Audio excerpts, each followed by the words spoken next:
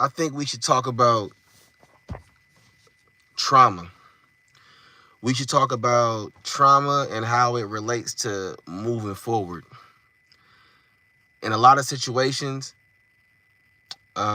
most people are able to move forward. But then you got a selected few, not to single them out, but let's just talk about it, that have so much built-in baggage and so much trauma that they usually carry it on to the next. What's up, Elevated? What's good? What's good? Hey, Elevated, I need your email. I gotta ask you something that don't pertain to what I'm talking about right now, but it's something to do with the community. But I'll talk to you about it later. But yeah, like most people can't move forward because they dealing with trauma. I was dealing with a young lady, and she had so much pain and so much hurt coming from her last relationship that it caused her to question everything. It caused her to be defensive. It caused her to always have to second guess and hesitate with every move she was trying to make moving forward. Now, I was understanding. I was consoling. I was concerning. I was attentive. Everything that you can put into an aspect of what needed to be done to help her move past her pain. What's good, Sassy? I did that. But when you have so much trauma that you're dealing with and you haven't really healed from the pain that you dealt with from the last person, and you still longing for them, or you're still trying to get past what they did to you, and you're trying to move on while at the same time, you can't do both at once. You can't be healing and trying to start something new and build with somebody else, because all you're going to do is make that new person pay the consequences of what the last person did, and that's not fair for them. So when you dealing with trauma, you gotta be by yourself, and a lot of people don't want to be by themselves for too long, and that's why they're so quick to move forward.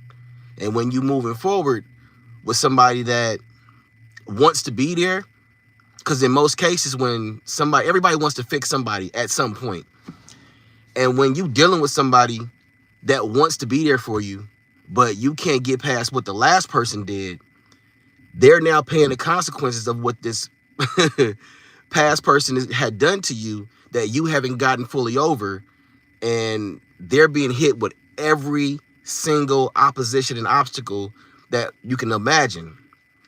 So they're trying to juggle your emotions, how they feel about dealing with it, and how to navigate moving forward. It's always a recipe for disaster. You got some strong people that's able to deal with it, but in most cases, it's a recipe for disaster. Most people can't deal with that for a long-term basis. Short-term, sure, anybody can adapt. Anybody can kind of have that patience because they really like you or they really want to see where this can go. But long-term, if you're not able to, navigate that with the person, and you're not able to move forward because you haven't dealt with your past, it's not going to work out, no matter how good they are. No matter how attentive, no matter how consoling, no matter how understanding, no matter how patient they are, it's just not going to work in the long run. And that's what a lot of people end up dealing with. They end up facing the fact that, yeah, I like you a lot. Yeah, I know you've been through a lot. Yeah, I'm trying to love you. But I can't love you for the both of us. That's just impossible, because you got to be willing to accept that love. And I hate to say it, a lot of people get in their own way and they block their blessings. Not to say that I'm just a blessing of all to any relationship I jump into, but anything that I've been through, I'm healed from it. Anything I've been through, I've settled whatever debts mentally and emotionally with those, people, so that I don't bring that onto the next relationship. So when I'm dealing with a new woman, she doesn't have to deal with anything that I faced from a past relationship. Yeah, I'll talk to her about what I've been through, but I won't make her pay that price for those situations, because that wouldn't be fair to her. Because when I'm dealing with somebody new, it's a clean slate.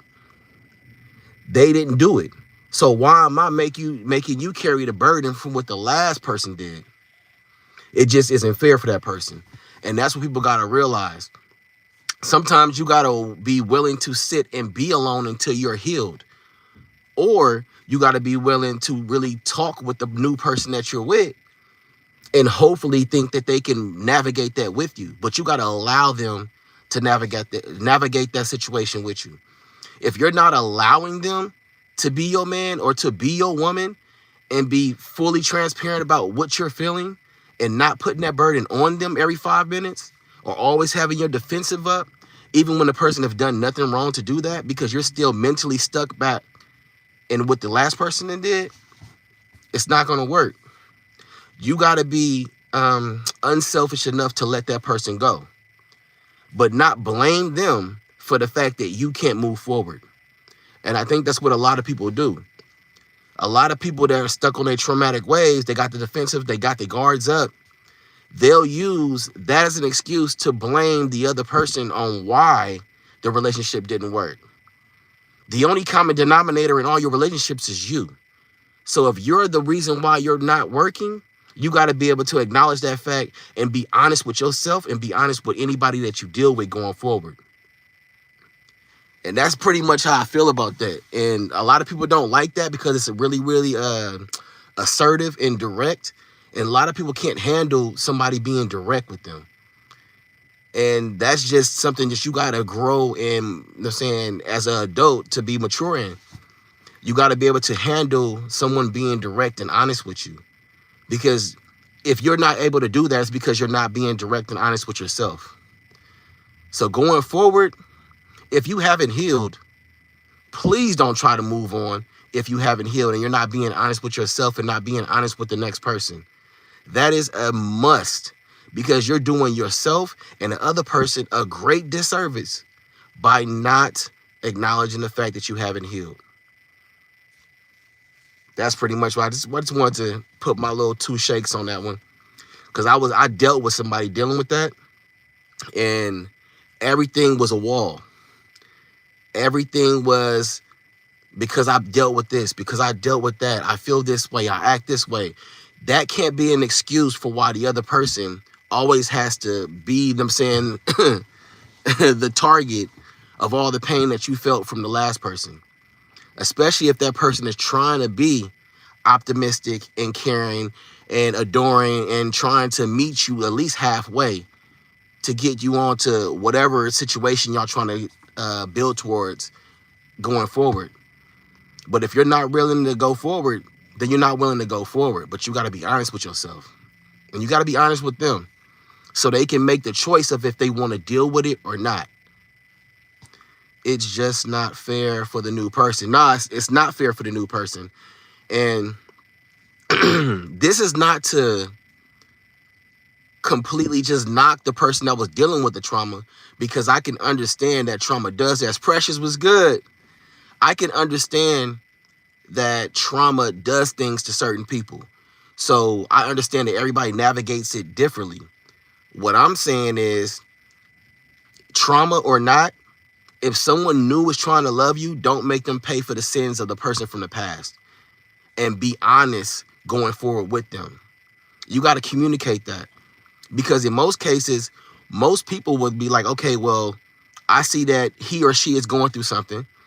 So now that he or she is going through something, I'm going to make a choice to either stick around, or I'm going to make a choice to be like, you know what, this is too much for me to want to deal with. So I'm not going to deal with it. Much love, peace and blessings, good luck. But I'm just not in a place in my life to want to deal with your baggage. And that's their right to do so. But a lot of people don't see that. Trisha Nicole was good. And a lot of people don't want to come to that acknowledgement that, hey, what's up, sis? A lot of people don't want to come to that acknowledgement that sometimes you got to be honest and unselfish and give that person a chance to be like, I do want to deal with this, or I don't want to deal with this. Because you run the risk of losing them. When you be honest like that, like, hey, I went through this bad breakup, or I was dealing with this person for so long and I'm torn up about it. I'm mentally and emotionally not here, but I do want to move on. A lot of people be like, you know what, that's too much for me. I catch you when you healed. And a lot of people don't want to be alone. So when people don't want to be alone, they kind of choose not to omit certain things so they can keep people around. And like I said, that's not fair for the person that's trying to love you but don't have all the information, because then they can't make a choice if they want to either really deal with it or if they don't want to deal with it. And that's the biggest problem, because when you take the choice away from somebody, that's where everything goes left. You got to give somebody a choice. That's how you can fully understand if somebody is really here for you or if they're here for themselves. Choices. And you got to be unselfish enough to make that stand out. Because if you don't, they're going to resent you over time, because it's like, okay, you kind of trapped me in a situation because, yeah, I liked you. Yeah, you know what I'm saying? We had a little bond, but you didn't give me all the information of what you was facing. So you let me really get involved emotionally or whatever the case is. And now I can't, you know what I'm saying, I'm kind of stuck in limbo because I'm like, I really like this person. I don't want to let him go. And I didn't know all this from jump. I probably could have moved a different way. Not necessarily not messing with you, but moved a different way. Take the choice away, then the resentment starts to, straight up. Elevator said it the best. When you take somebody's choice away, it's just like, not to say I do this, I'm just saying, but let's say you do phone call. But it's like when you dealing with somebody, right? And let's say they married for whatever reason, and whether their relationship is good over there or they just a cheating ass, dog ass person, whatever, right? And they don't tell you that they're married, or they don't tell you that they're in a relationship. They took your choice away from, if you deal with, it's kind of like, well, emotionally, you taking away your choice. You taking away someone's choice when you don't give them all the information. And a lot of people do that because they don't want to lose who they've attracted to. They don't want to lose who they got. And it's selfish. I can understand it on one end, but at the same time, it's just selfish.